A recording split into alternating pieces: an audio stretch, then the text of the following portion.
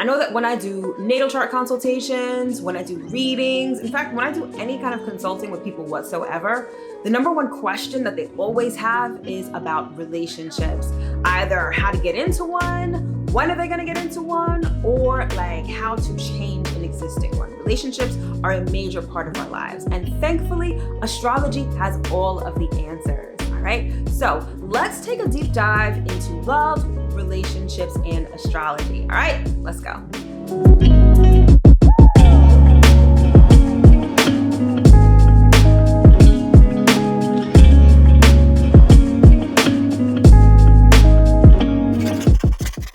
So typically, people usually have one or two questions. There's the how, as in, how do I get into a relationship? How do I find my partner?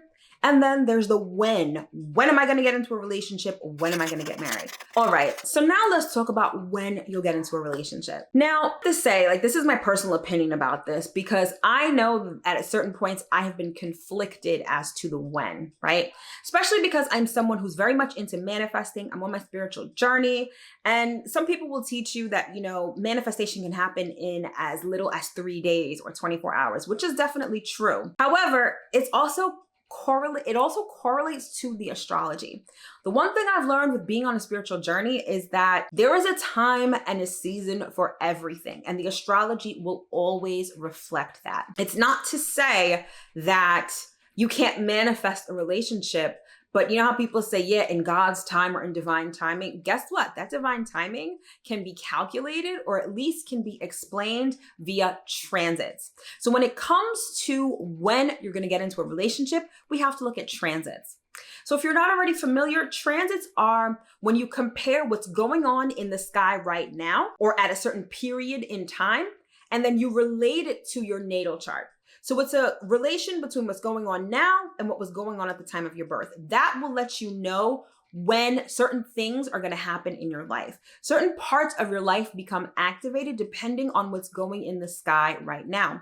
And by tracking the transits, that's when you'll know when it is a season for relationships or a time for relationships, okay? And there's many, many, many different ways to track this information, different methods, different ideologies. I am just going to skim the surface in terms of long-term and short-term, how to figure out when relationships and love are going to be activated for you. All right. So of course we got to start with the planets. So when we're looking at transits, we have to look at the transits of Venus, Jupiter, and Saturn, okay?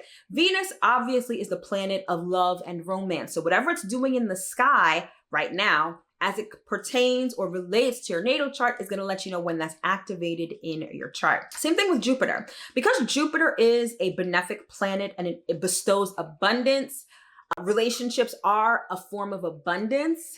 So tracking the transits of Jupiter as it relates to your natal chart is also going to be super helpful in terms of determining when a relationship is going to pop off for you, or when a current relationship is going to go to the next level.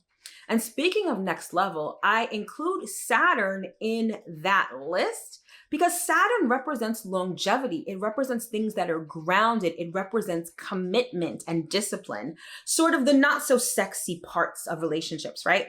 So tracking the transit of Saturn or the transits of Saturn as it relates to your natal chart is also going to let you know when that person that you're dating is going to turn into a spouse, or when you're taking a relationship to the next level. All of those things can be explained via the transits of these three planets.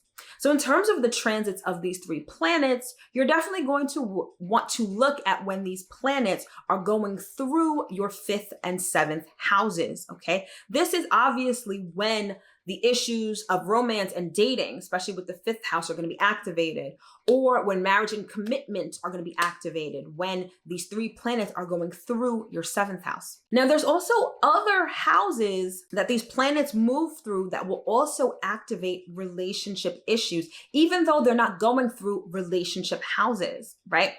Because there's this thing called aspects, and aspects are the relationship between the planets in a chart, right? And so when two planets are at a harmonious angle, it's said that they bestow positivity, or positive things can happen. And the converse is also true. When they're at a harsh angle, it's sort of when you experience challenges or obstacles with respect to the topics that those planets are covering, okay? So when Venus, Saturn, or Jupiter are going through the first house, the third house, the ninth house, and the 11th house of your natal chart, right?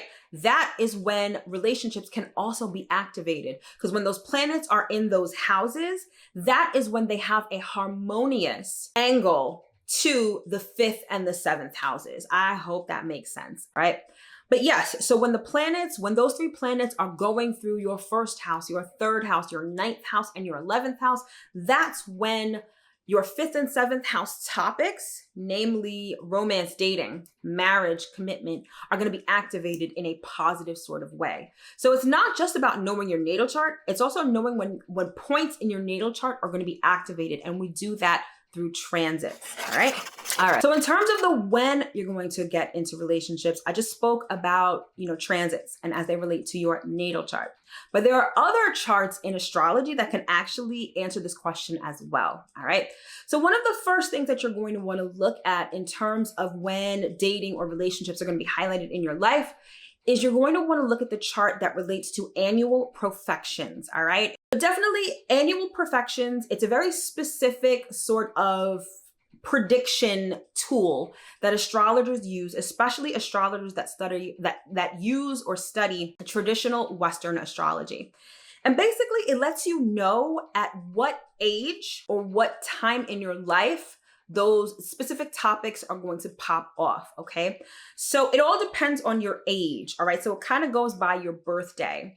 And so whatever ages are covered by the 5th house is when dating and relationships are going to be pronounced in your lifetime. And then whatever age corresponds to your 7th house of marriage and commitment, that is the age when those particular issues are going to pop off in your life. All right. So according to the annual profections, when you are 17, 29, 41, 53, and 65, those are the ages when dating and romance are going to be like hot topics in your lives. All right. Whereas when you are 19, 31, 43, 55, and 67, those are the ages when marriage and commitment, those topics are going to pop off and be highlighted in your life. All right. Again, I'm going to put a link in the description box for you to see what an annual profections chart looks like so that you can determine at what age those particular topics are going to be hot topics in your life. All right. Then another chart that you can look at in terms of figuring out when you're going to get into a relationship is your solar return chart. So very similar to an annual profections chart, a solar return chart is basically just a snapshot of a particular year for you from birthday to birthday. And it lets you know what topics are definitely going to be hot during that year.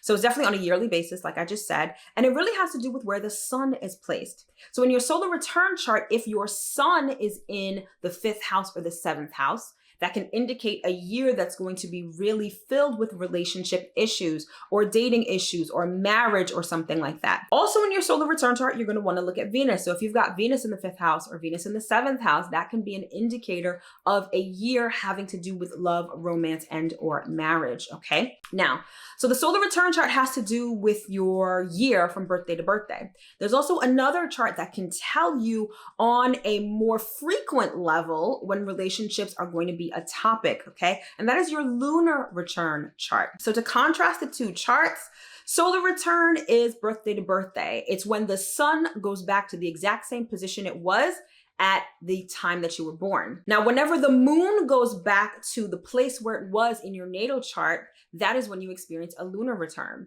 So a solar return happens once a year because you have a birthday once a year. Your lunar return happens every month, okay? Think of lunar cycle. The menstruation cycle is 28 days. So every month you have a lunar return. Now, depending on where the moon is in relation to wherever the moon is in the lunar return chart, that is the area of life that's going to be emphasized. And remember I said during the how portion that the moon in your chart represents your emotional style, especially when it comes to relationships. So whenever your moon in your lunar return chart is in the 5th or the 7th house, that's when issues related to dating and romance or marriage and commitment are going to come up. Now, some astrologers put these charts together because you can do a complete solar return chart, and within that solar return chart, you do lunar returns, or you can do them separately. I do them separately because if you do them all together, it would be just a lot of information. So those are the two charts that you could look to see when you would be getting into a relationship. And then finally, you would also want to look at your progressed natal chart. So if the natal chart is a snapshot of the cosmos at the time that you were born, your progressed natal chart is like the evolution of your natal chart. The natal chart is a picture.